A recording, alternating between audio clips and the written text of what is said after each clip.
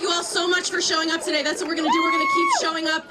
And no matter how this goes, they cannot keep us down. We will win. A vote for Kavanaugh is a vote saying women don't matter. That's a lie. That's not true. Let's stay together. Don't believe the lie. Let's fight. Let's keep showing up.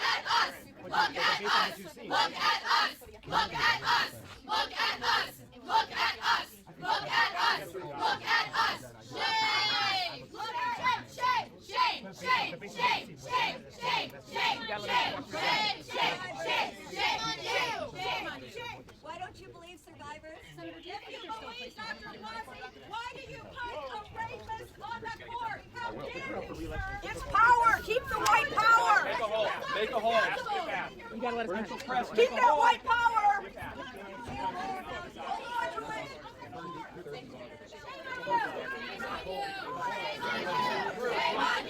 Shame on you!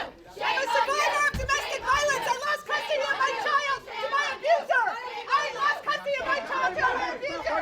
Are you going to let our democracy die? Are you going to let our democracy die? What is wrong with you? You don't mention. Are you going to let our democracy die? White power. When did he actually make up his mind? I mean, what eventually led him to his But when during the day did he finally make up his mind? Was it this morning? I mean, okay, he said this morning just now? Okay. They arrested 101 demonstrators on Friday. Capitol Police say they arrested 101 demonstrators on Friday. Dozens were taken into custody in the Senate office buildings. 16 men were arrested when they blocked the street outside the Supreme Court. Meanwhile, protesters gathered outside the Portland, Maine offices of Senator Susan Collins. On a nearby building, someone hoisted a Me Too banner beneath the American flag.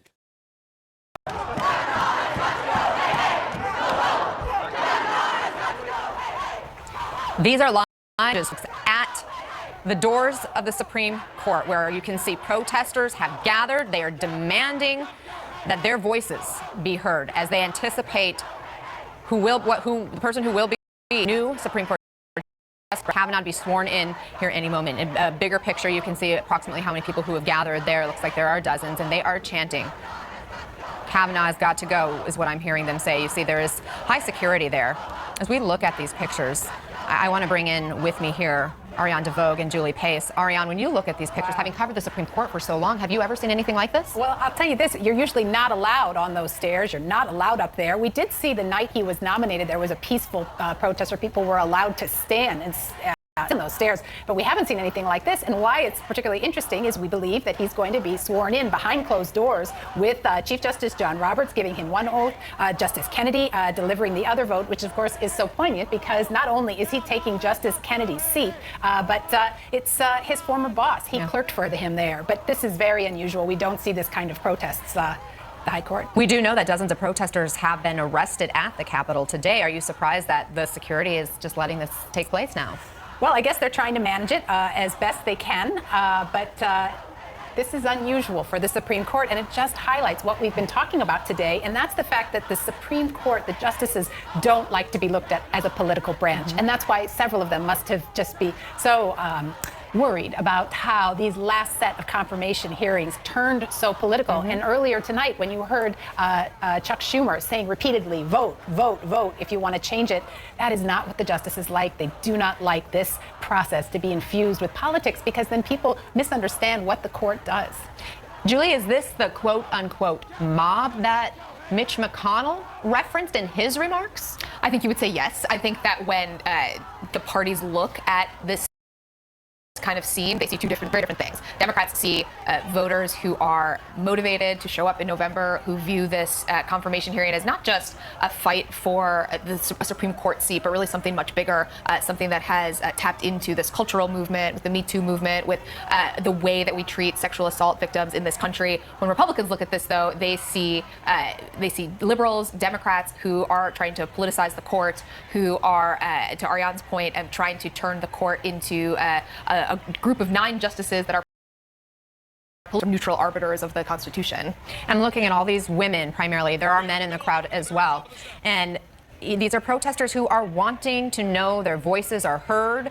Women want to feel supported. And yet you have the mocking Christine Blasey Ford earlier this week, then calling other survivors, including the woman who was sitting next to me, Anna Maria, paid protesters, framing men as potential victims of false accusations. Who wins the messaging war? Look, I don't think anybody wins in this situation. This has been a pretty ugly 2 weeks, I think, for our politics. I think that the president's comments at that rally where he was mocking Christine Blasey Ford are going to resonate and kind of lift up above a lot of the noise that we've seen from Democratic operatives been talking to in focus groups. That is something that has really broken through. Again, it's not just because of politics. It really has tapped into just a broader kind of cultural moment that we're living in, where I think there is a new reckoning with what a lot of women have gone through for years, things that women have never spoken about publicly and are only now coming forward. So I do think that set of remarks from the president, where he just took on Blasey Ford directly and really was trying to just cut holes in her argument, is going to resonate. I want to go live to Miguel Marquez, who's right in the middle of these protesters right now. Miguel,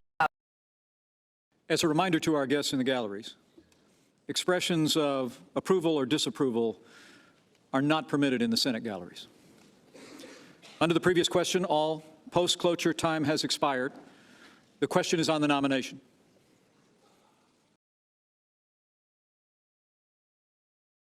Is there a sufficient second? There is a sufficient second.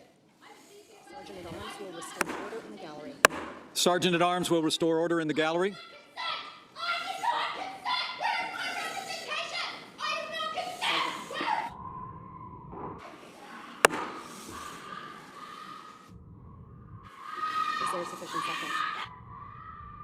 Is there a sufficient second? There is a sufficient second. The clerk will call the roll. Mr. Alexander. The Sergeant at Arms will restore order in the gallery.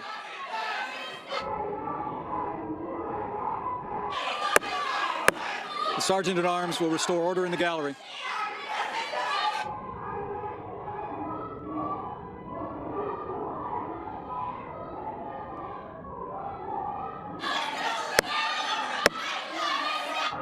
Sergeant at Arms will restore order in the gallery.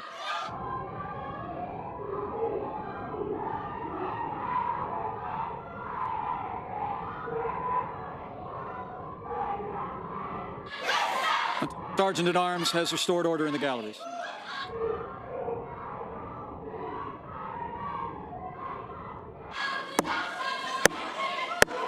The Sergeant at Arms will restore order in the gallery.